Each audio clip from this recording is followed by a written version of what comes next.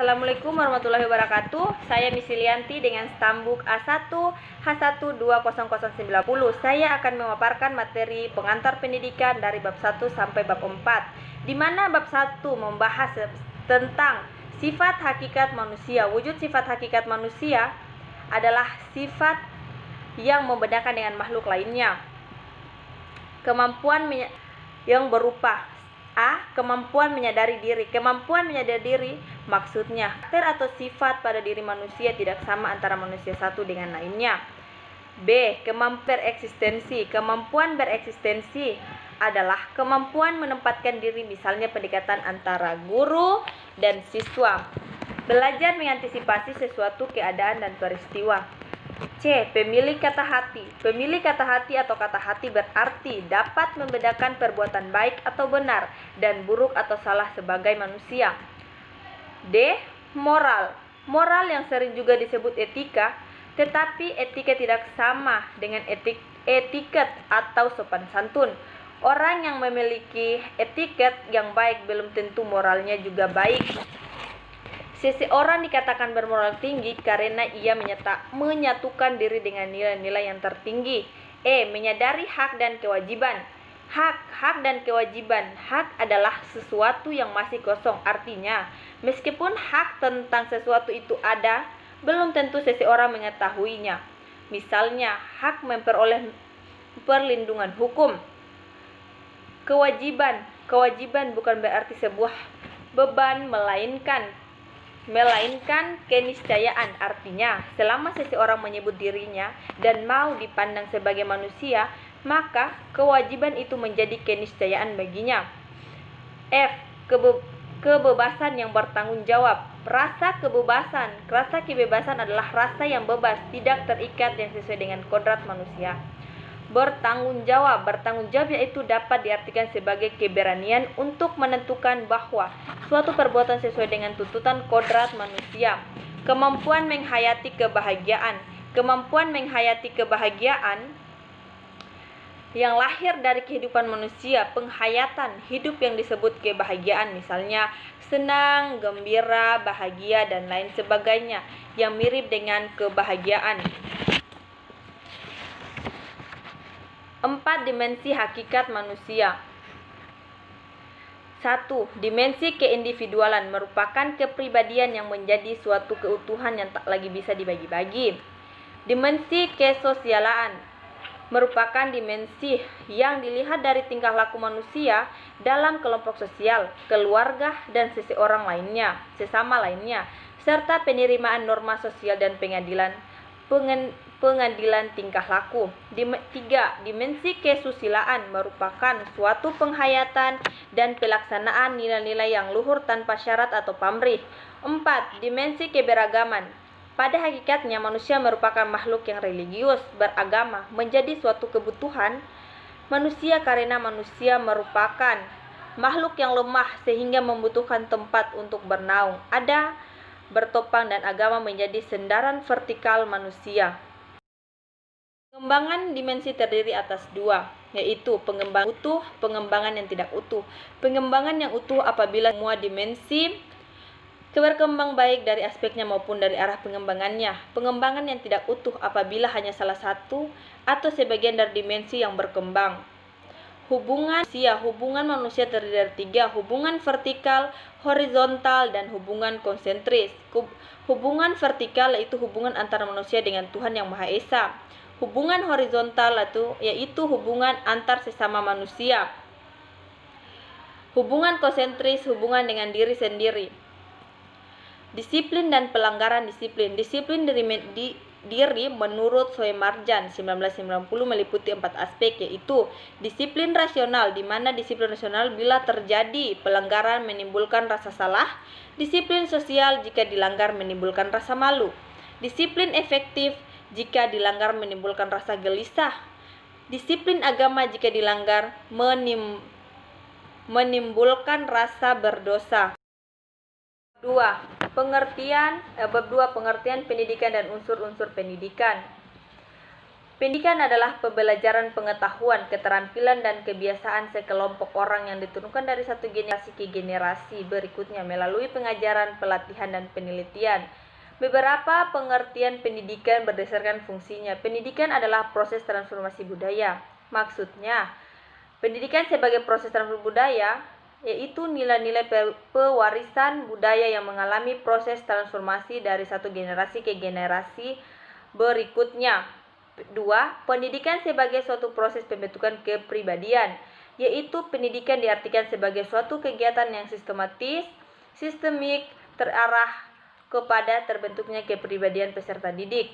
3. Pendidik adalah proses penyiapan menjadi warga negara yang baik, yang artinya diartikan sebagai suatu kegiatan yang terencana untuk membekali peserta didik agar menjadi warga negara yang baik. 4. Mendidik adalah proses penyiapan tenaga kerja, yaitu sebagai kegiatan membimbing peserta didik sehingga memiliki bekal dasar untuk bekerja. Pendidikan nasional adalah pendidikan yang berakar pada kebudayaan bangsa Indonesia dan berdasarkan Pancasila serta Undang-Undang Dasar 45 diarahkan untuk meningkatkan kecerdasan serta harkat dan martabat bangsa, mewujudkan manusia serta masyarakat Indonesia yang beriman dan bertakwa terhadap Tuhan Yang Maha Esa, berkualitas dan mandiri sehingga mampu membangun dirinya dan masyarakat sekelilingnya serta dapat memenuhi kebutuhan pembangunan nasional dan bertanggung jawab atas pembangunan bangsa.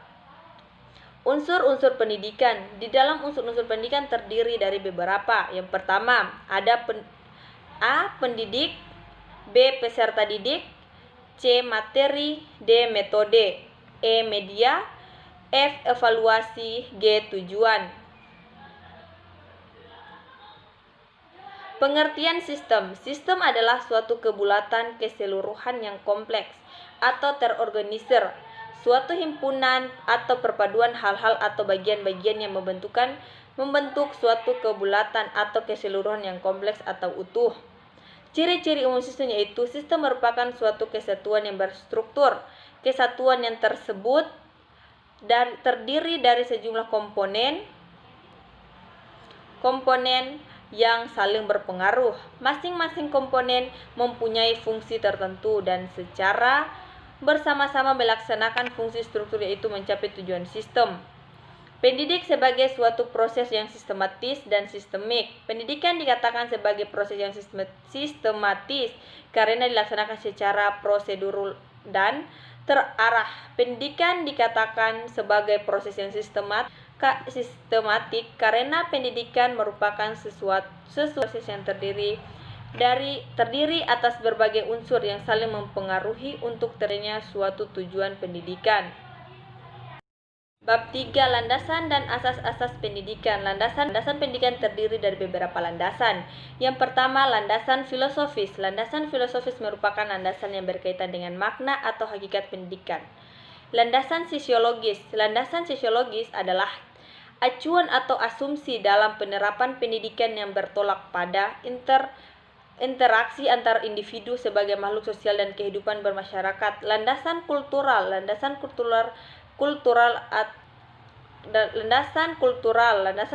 adalah landasan yang menekankan kepada nilai kebudayaan.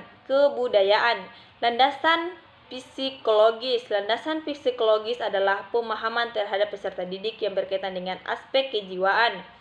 Landasan iptek atau ilmu pengetahuan yaitu ilmu pengetahuan yang memecahkan masalah-masalah secara praktis seperti pandemi sekarang yang harus belajar jarak jauh menggunakan aplikasi Zoom.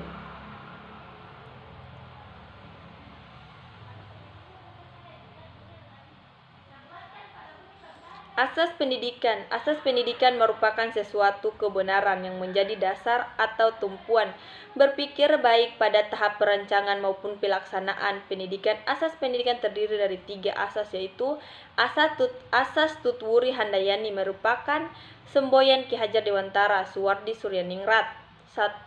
ing ngarsa sung tulada jika di depan menjadi contoh, ing madya mangkarsa jika di tengah-tengah membangkitkan kehendak hasrat atau motivasi. Tutwuri handayani jika di belakang mengikuti dan mengawasi. Asas kemandirian dan belajar. Kemandirian belajar dapat dikembangkan dengan menghindari campur tangan guru, namun guru selalu siap untuk membantu apabila diperlukan. Asas belajar panjang hayat merupakan sudut pandang dari sisi lain terhadap pendidikan seumur hidup.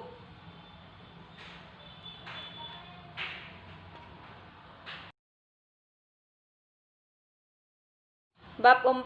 Perkiraan dan antisipasi masyarakat masa depan. Kecenderungan globalisasi. Globalisasi adalah bumi sebagai satu kesatuan.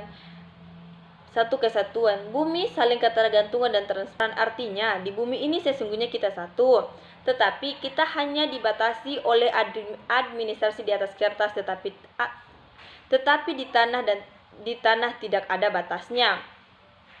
4. Bidang kekuatan globalisasi. Bidang bidang iptek merupakan ilmu pengetahuan dan teknologi. Salah satu contohnya itu munculnya video call di mana kita dapat bertatap muka dengan orang yang jarak jauh dari kita. Bidang ekonomi regional. Ekonomi regional maksudnya adalah ekonomi yang berada dalam satu daerah, dan ekonomi global adalah ekonomi untuk seluruh dunia. Bidang lingkungan terbagi atas ada dampak positif dan dampak negatif. Dampak positifnya yaitu munculnya teknologi ramah lingkungan. Untuk dampak negatif itu kondisi hara tanah semakin tidak subur dan lahan pertanian semakin menyempit dan mengalami pencemaran akibat polusi tanah dan polusi air permukaan. Bidang pendidikan juga terbagi atas dua, positif dan negatif. Positif salah satunya itu semakin mudahnya dalam mengakses informasi baik antara guru dan siswa. Siswa dapat memperoleh berbagai informasi dan profesinya. Negatif, jika kita sebagai orang tua atau guru tidak dapat membimbing para generasi penerus, bangsa dapat terjerumus oleh derasnya arus globalisasi seperti maraknya video-video porno yang tersebar luas di jejaring sosial yang